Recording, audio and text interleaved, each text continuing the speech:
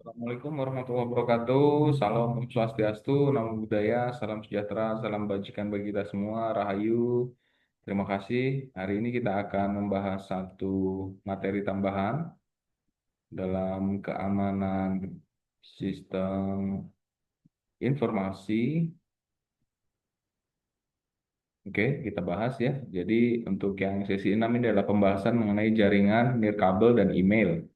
Beberapa hal nanti sifatnya teoretikal dan rekan-rekan saya rasa sudah banyak mempelajari secara teknis, tapi ini sifatnya adalah eh, mengingatkan secara teoretikal yaitu mengenai perangkat jaringan kabel atau wireless widely. Wi-Fi ini dikembangkan standar Institut Electrical and Electronic Engineer IEEE dengan seri 802.11. Sebenarnya jaringan ini seperti apa? Secara keuntungan ada beberapa hal sih. Yang pertama adalah pemasangannya cepat dan mudah dan menghilangkan media kabel melalui dinding dan langit-langit. Kemudian lebih mudah dalam menyediakan konektivitas di area yang sulit untuk memasang kabel, lalu akses ke jaringan bisa dari mana saja, dalam jangkauan titik akses atau portabilitas tinggi. Kemudian keuntungan berikutnya adalah tempat umum seperti bandara, perpustakaan, sekolah, atau bahkan kedai kopi dapat menawarkan koneksi internet yang konstan yang menggunakan LAN nirkabel. Lalu kekurangannya, keamanan merupakan masalah besar dan mungkin tidak dapat memenuhi harapan. Dengan bertambahnya jumlah komputer di dalam jaringan yang dinamis akan dapat mempengaruhi bandwidth dan menyulitkan proses perencanaan sarana infrastruktur. Lalu terjadinya perubahan standar Wi-Fi mengakibatkan harus terjadi penggantian perangkat, serta beberapa peralatan elektronik dapat mengganggu jaringan Wi-Fi.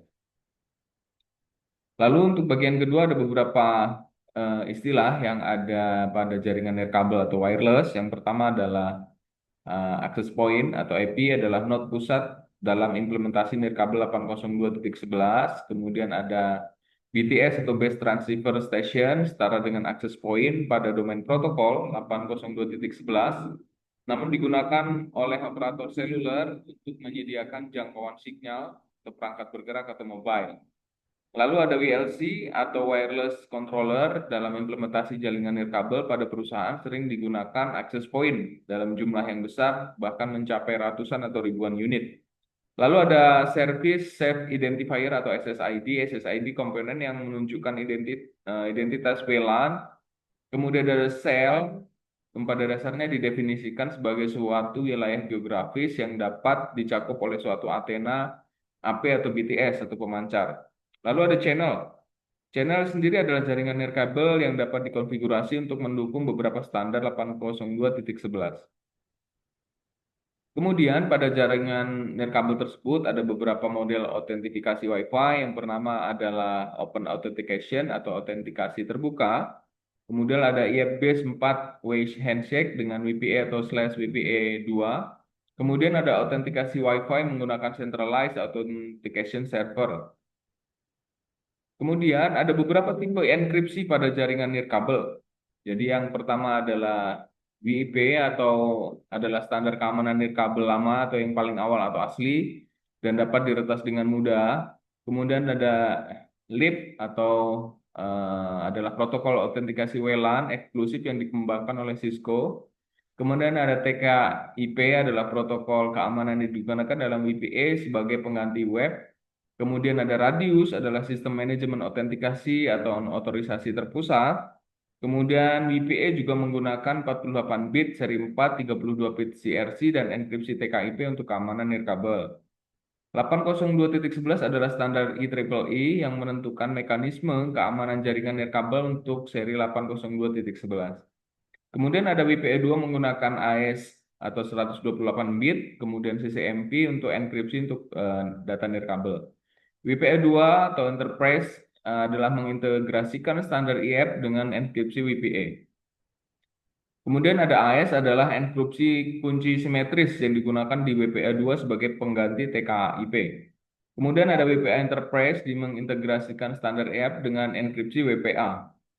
Lalu ada IF menggunakan beberapa metode autentikasi seperti kartu token, Kerberos, sertifikat, dan lain sebagainya.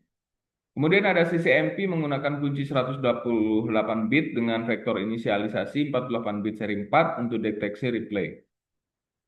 Itu beberapa jenis enkripsi yang terdapat pada jaringan nirkabel. Kemudian ancaman pada jaringan nirkabel sendiri, ada beberapa hal yang bisa menjadi ancaman dalam jaringan nirkabel. Yang pertama adalah serangan terhadap kendali nirkabel bertujuan untuk menembus jaringan serta menghindari tindakan kontrol aksel WLAN seperti filter APMAC, kemudian kontrol akses port Wi-Fi. Jenis ancaman pada nirkabel berdasarkan kendali akses atau akses kontrolnya ada beberapa. Yang pertama adalah word driving, kedua adalah rogue access point attack, kemudian ada APMAC spoofing, ada ad hoc association atau ad hoc connection attack, kemudian ada IP misconfiguration, kemudian ada client misassociation, ada unauthorized association, dan promiscuous client.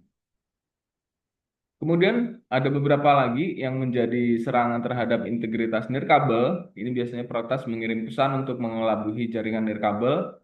Ketika terjadi suatu kesalahan dalam mengarahkan perangkat nirkabel, kemudian dilanjutkan dengan jenis serangan lain seperti DDoS.